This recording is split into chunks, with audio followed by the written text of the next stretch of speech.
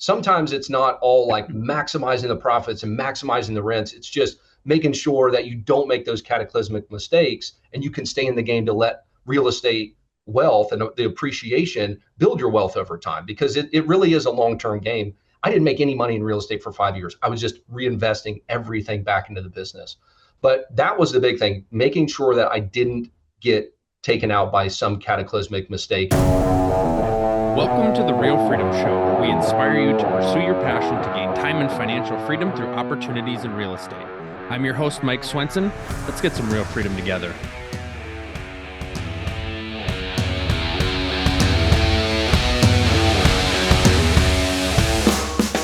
Hello, everybody. Welcome to another episode of Real Freedom, where we share different ways that people are building time and financial freedom through opportunities in real estate. I'm your host, Mike Swenson. If you want to get started on your real estate journey, check out our website, freedomthroughrealestate.com. That's freedomthroughrealestate.com. We put all of our content on there, articles, blogs, tips for you guys to be able to figure out where and how you can take action inside of real estate. And so I'm super excited today to share another great story. Somebody who worked a W-2, was able to leave, built location freedom, now lives in San Diego while building a rental portfolio and property management company in Houston. So we've got Cameron Tope, founder of Emerson Property Management, manages over 30 properties in Houston and owns a portfolio of 30 plus rentals himself. Excited to hear your short story of how you're able to escape, build a company, and also live many states away and still run and manage that company. So Cameron, thank you so much for being on the show. Mike, I really appreciate you having me, man. And excited to dig into this and share some things with your audience, hopefully that they can use, like you said. Give us the background, how you got into the rental space, and we'll kind of just build the story from there. Yeah, so I graduated in 2013. I had probably $30,000-$40,000 worth of student loans, and I worked with British Petroleum. So I moved to Houston originally from Ohio.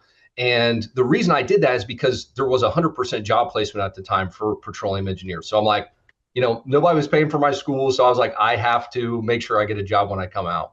And that was, we started in 2010. So it was right after the crash and everything. So, everybody was kind of concerned about jobs, the economy and whatnot. But I graduated in 13, moved to Houston with BP. And then oil was like 120 a barrel when I started. And within 6 to 12 months, it wasn't that long, oil went down to like $30. And people were freaking out. I was new. I was a petroleum engineer, which meant I couldn't really do some of the stuff mechanical engineers could do or chemical engineers. I was very laser focused on that industry, and it was in the tank. It wasn't just BP, it was everybody. So people were frantic. I was frantic, but there were some old timers who were Joe Cool. They were relaxed. They weren't worried. It was almost like they kicked their feet up on the desk, like, I've seen this, no big deal. So I started asking them, and I'm like, what's the deal here? You guys seem like no big deal. Give me the secret. And all of them, I would say almost all of them, had bought rental properties, and they had 3, 4, 5, maybe 10 homes. And they said, man, we paid a handful of these off. This is a cyclical business like the economy. And in down times, we live off the rental income. Good times, I'll jump back in the job market. No big deal. So that was really the light bulb there that went off. And then that led me to bigger pockets and just start digging in and just consuming as much information as I could, and then start buying rental properties. And from there, the rental properties spun into, well, how am I going to manage this with a W-2 job? Couldn't find a property manager. And so I said, okay, that's it. I'm going to do it myself. Then started having friends and family ask, and then turned it into a real business, and then left BP in 2020. I think we incorporated in 2019. And then in 2020, left BP, I did about a year overlap. And then, really started turning on about 23, taking on new clients. And today we manage just about 300 properties across the greater Houston area. Yeah, that's super exciting.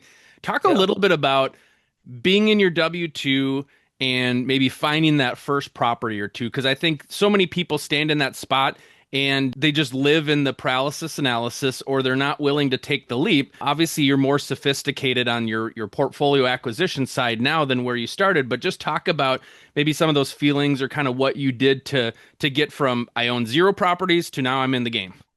Yeah, and I'm an engineer by training, right? So I'm like you can get into that where you're just like head down, like I need more information, I need more, I want to know every detail. And that can put you in that analysis paralysis situation, and then you never get out, and then you let deals go by and go by. So I agree. That's the hardest thing, to take the leap of faith with knowing enough where you're not going to get burned, but you don't want to.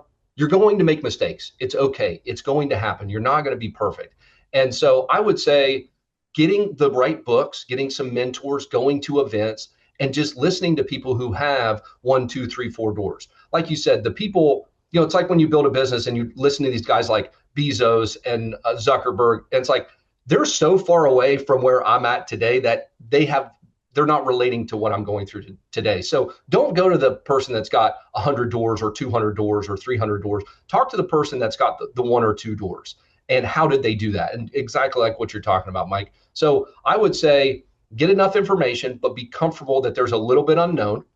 Look at the major risks, and like evictions, major plumbing, roof, foundation issues. So those were the big things. I was like, okay, I want to avoid getting taken out of the game. Sometimes it's not all like maximizing the profits and maximizing the rents. It's just making sure that you don't make those cataclysmic mistakes, and you can stay in the game to let real estate wealth and the appreciation build your wealth over time, because it really is a long-term game. I didn't make any money in real estate for 5 years. I was just reinvesting everything back into the business. But that was the big thing, making sure that I didn't get taken out by some cataclysmic mistake. And I also bought, relatively cheap properties in the beginning, which, like you said, I'm a little more sophisticated now, and I've realized that those might not be the best for my situation now. And so I knew I wasn't going to be able, or that buying, I didn't buy a $900,000 building or $900,000, self-storage place. I was buying around $150,000 properties that I could float the $300, $400, $500 a month mortgage if it hit the fan. Mike, it's not, you hear these people syndicate, and it's like, man, if something goes south, you got a $20,000, $30,000, $40,000 a month note to pay. And so I didn't do the Grant Cardone thing and go big into the 30-unit complex to start. And I think that's the thing, is just take the baby steps, get that first deal. You'll learn so much, and make sure that you have your financial house in order. So I had that good W-2 job. I was like, okay, I might not have this forever, but I had a budget, I had everything in line, and I'm like, okay, I have some money set aside that I can make that first acquisition. And I do see, with the no money down financing and some of those odds and ends, it's like, well, hey, how can you put as little in the deal as possible? How can you do this? Some of those can create a little bit of risk. So just making sure that you have your financial house in order. Don't quit your job to jump into real estate. I hear that advice sometimes. Use your job and use your good financial foundation to buy that first property. So in terms of finding those early deals, was it friend looking on the MLS? Was it, sending out, reaching, finding distressed properties, or kind of how did you source those earlier deals? Yeah, the first handful, I would say some of them came from a mix of wholesalers and some of them came from a mix of network. So I hear this advice, and I don't know why it kind of goes in one ear and out the other for most folks, but it's tell everybody that what you're doing, that you're buying real estate. And I had a family friend, and I was telling them about buying real estate. And they're like, hey, actually, I've got some properties. I'm in retirement. I'm ready to cash these out. I've held these for 30 years, and I'm ready to sell. So it was totally off market. That was at least 2 of those. And then the others came from a really good wholesaler in town that was really local, that was knowledgeable. I met at a networking event. I went out and again, kind of tried to start building my network, building my team, and found a good wholesaler, found a good title company. And again, you just continue to talk to people and you see who continues to show up at these events and who's doing deals. But yeah, you've got to, the easiest way is just tell people that or in the area that you're investing what you're doing. And you'll find like, oh, I actually know, Mike, I know this other guy who's selling a property. Maybe I'll hook you guys up and see if it works. And you get an opportunity and a crack at a property that is totally off market. And then in terms of financing and on the lending side, what steps did you take early on to get that ball rolling? Yeah, I use the Burr method, and interest rates, back then were 3-4%. And I have several mortgages today that are 3.25. And what I did is I would find these dilapidated properties, and some of them I actually went out and put bandit signs out, and I was trying to source them off market as well. And I just tried to buy undervalued properties and then do that value add and then do a cash out refinance. And then I got hooked up with a good private money lender. And in 2017, I was buying it was a property about every 6 weeks. And it was, it was crazy because in 2013, again, it took me a while. I picked up like one, and then maybe it was another 6 to 12 months. So I picked up another. But in 2017, I had built that team. So it took me almost 4 years to really have everybody lined up. My private money lender, my, getting the deal sourced with the wholesaler and having lead flow. And then, my real estate agent, I used an agent to lease the properties. So I had everybody lined up, and then it was just turn and burn. I think that's what's important for people to hear is you learn lessons as you start and you start to piece things together as you go. And so it's hard not to listen. And even for you, like to say, oh, managing 300 units, you've got 30 doors, but it started with one, right? And it wasn't that long ago. And so if you can do it, somebody else can do it too. So you've got to be patient yet Yes. aggressive enough to be able to take action versus just sitting on your hands. But one thing leads to the next, and you level up and level up and level up as you go. It's just, yeah, I mean, perfectly said. It's like compound interest. It's like in the beginning, you really don't see those steps, but then you're comfortable taking down a portfolio of 3 or 4 or 5. And then, you'll build your portfolio over time. I think, and I did this too. It's like, I wanted to be out of BP so fast. I'm like, I got to get out of this because I thought they were going to kick me out before I was going to be able to leave. And you cannot make, this is an old Warren Buffett saying, but you can't make a baby in 1 month by getting 9 women pregnant.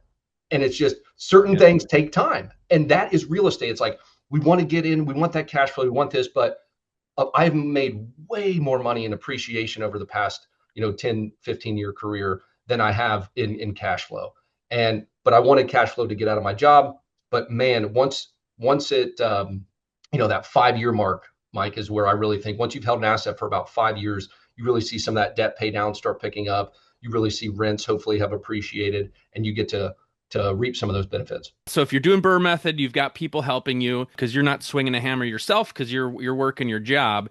And I know Houston is a really big market. And so you could find something way over in this corner and way over in the opposite corner. And so talk about kind of finding good people to help you in terms of, do the updates and the repairs.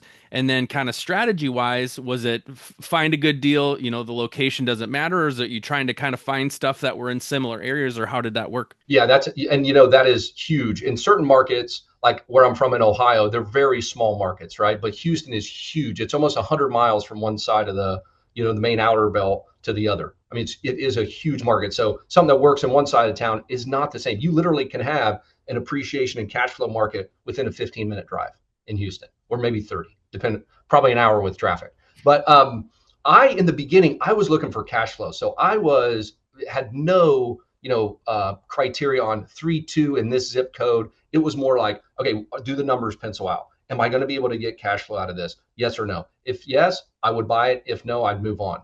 Now, I'm much more selective on like, okay, a desirable area, especially in the supply glut that we have right now with, back then in 13, 14, really all the way up to 23, we were in that shortage. We had cheap financing. So you could put lipstick on a pig, you would get a bunch of applications, you could find a bunch of stuff. But now it's much more difficult with interest rates and prices. But going back to the team, I would say the biggest thing is using experienced people. When you start out, you don't want to go to the agent like, okay, I need a good leasing agent, or I want to work with a good agent to help me source deals. You don't want to go with the other person that's new. I see this a lot, like, well, okay, hey, you're new, I'm new, let's try to figure this out and do that. No, that, it's the blind leading the blind. And you want to go with the experienced person who's seen it, who's cut their teeth, who can say, Cameron, you don't want to do that. Mike, you don't want to do that. Let's go this way or stay away from that market. And they have access to the data. They can say 10 days on market over here. Hey, I lease property super quick over here. It's desirable. Whereas you might not know. So building a team of experienced people, once you get experience, then you can say, okay, hey, I know the downsides. I know the risks. So I will, take a leap of faith on this young guy or gal who's, really ambitious, and I'll give them this lead or give them this. But in the beginning, you have to use experienced people. Do not step over dollars to pick up pennies. And I see that a lot in the beginning. So building that team, go to network events, see who's doing deals. It really has to be word of mouth. And unfortunately, you're going to have to get burned. Hopefully not. Again, not so bad, but you're probably going to get burned from a contractor or, an agent that tells you something that might not be 100% true, or maybe they put you in a deal that doesn't pencil out the way you thought it would. So it's just learning that and learning those areas, and especially in bigger markets like Houston.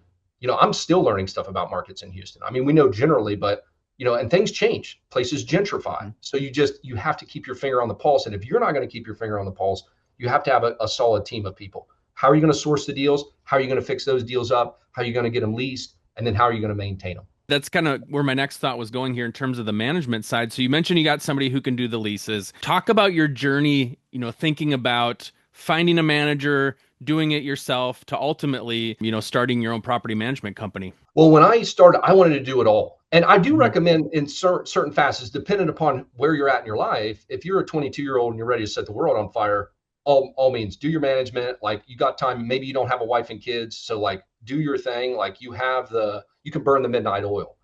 Whereas if you're established 40, 50s and you're like, okay, I need to start building up some retirement, and you have 3 kids, it's going to be difficult to do some of this, or potentially, you can buy low maintenance assets. But I started with everything. I put the sign in the yard with the for rent, and I was taking the calls, and it was a nightmare.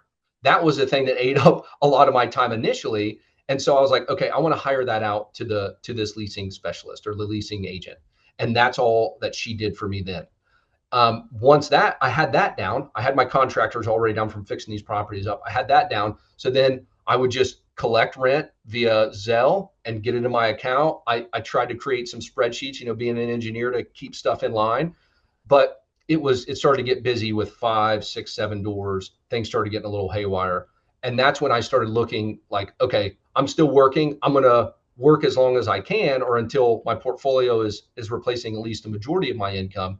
And so I was like, I might let me test the waters in some managers. Let's see, who are at these events.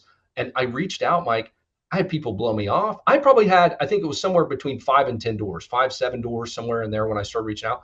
People blow me off. People, treat me like a child. I was 25 at the time, but like, oh yeah, you don't know what you're doing. Let me tell. And it was condescending, and it just wasn't a great experience.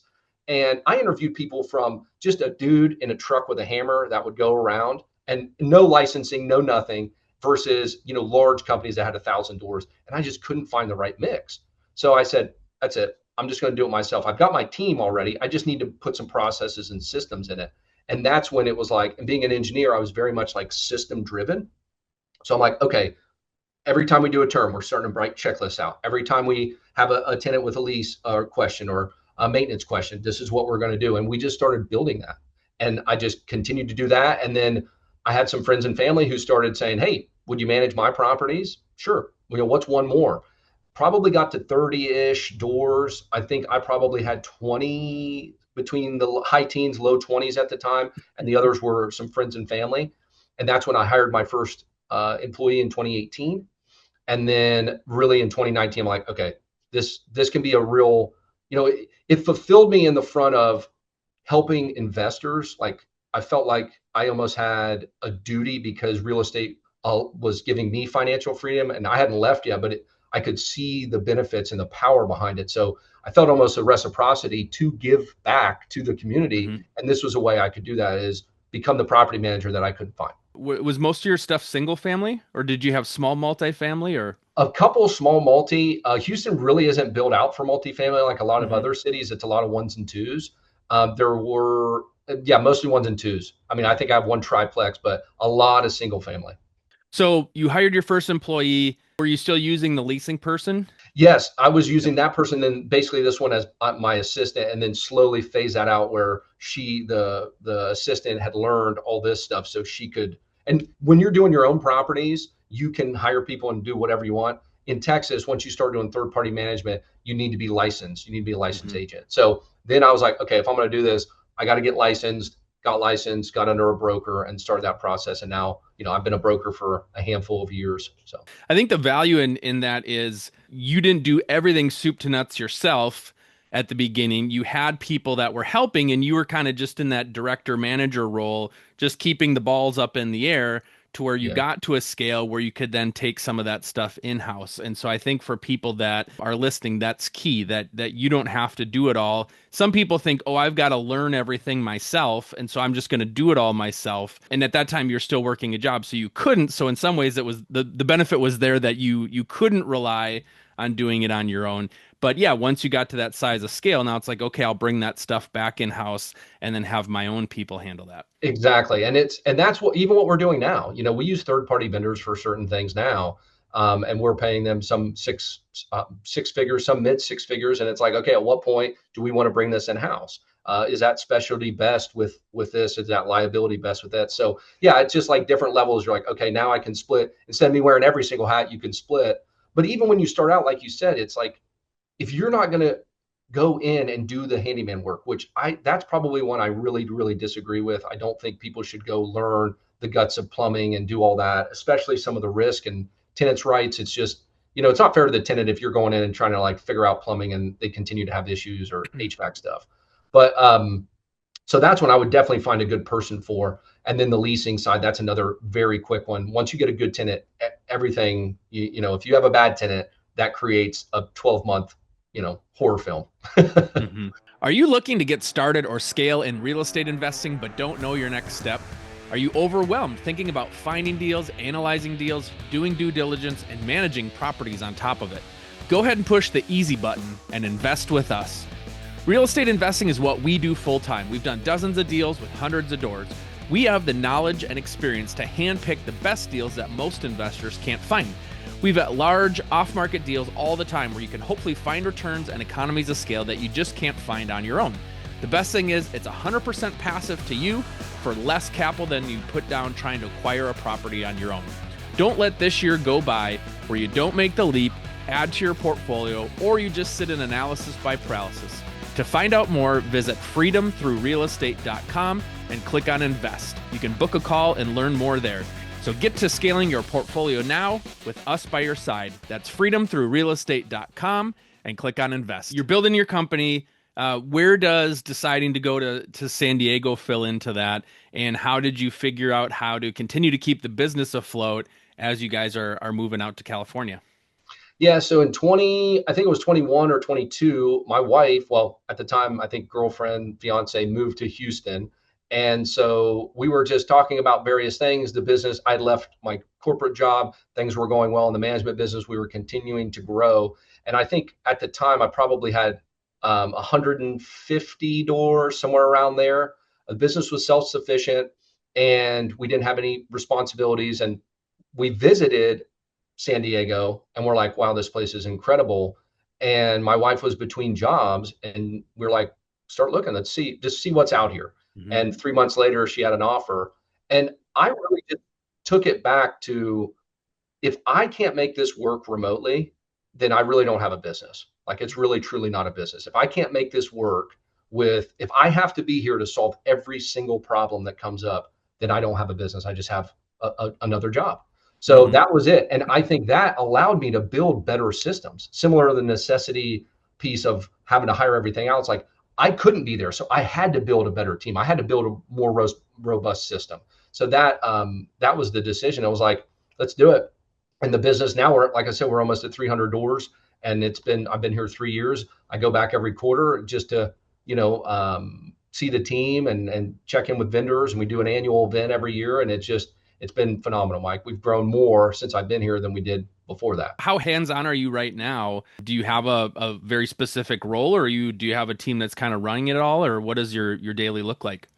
Yeah, about 6 months ago, I was still buried in operations, very much like, honing the system in to make sure that we're delivering the best service we possibly can. And then we realized, like, we actually need more growth. And I used to have this limiting belief that if we got bigger, we would actually deliver worse service. Because when I was trying to interview some folks, it was terrible. Like, some of these bigger companies, again, I've talked to somebody, it's like, go on the phone tree, talk to these people all over the world. They'd set me up with an appointment. It would get missed. Very little, savviness or experience with these people I would talk to. So that was in my mind, like, man, I don't really want to grow. But then when you get into it and you're like, similar to what we were talking about earlier, it's like, hey, the more we grow, the more we can bring in-house, the more control we have, the better service we deliver. So that's why this year we are focusing on growth. So now I've been positioned we've hired a salesperson and a marketing person. And then my job is to generate leads now.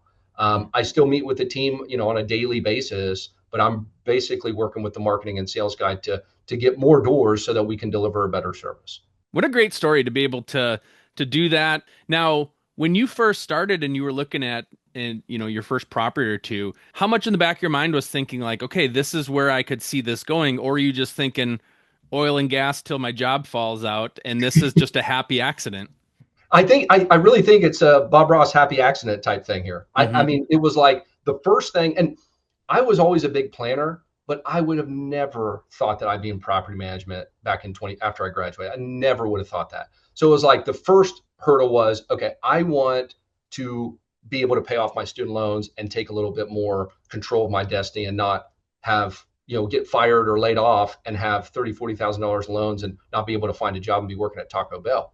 And then it was, okay, now I built this up, but I realized that you can have a really good property, but you can run it into the ground. You can let tenants run rampant.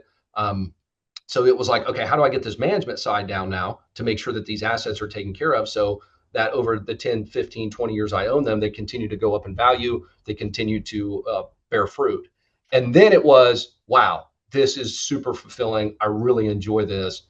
And let's make this thing the real deal. And then it was, okay, I just want to keep it small so I can control everything and make sure everything's awesome. Yeah. And then it was like, wait, we can do more when we have more. We can do more. And that's the thing. We do so much more now with quarterly business reviews, strategic annual reviews with owners. Our owners have a dedicated asset manager. It was like when it was just me and 130 doors, I was doing so much. And, I had a couple people on the team, but I couldn't afford the salaries to hire these people. So it was just, it's now we have 7-8 folks on the team, and it's like we continue to grow. And yeah, we really want to, own the Houston market and be the best property management company in Houston. That's what I was thinking next is, what's the future plans for you? And obviously you're positioned in a market where you could do everything you'd ever want to do and never have to leave because it's big enough. There's plenty of meat on the bone there for you guys to tackle.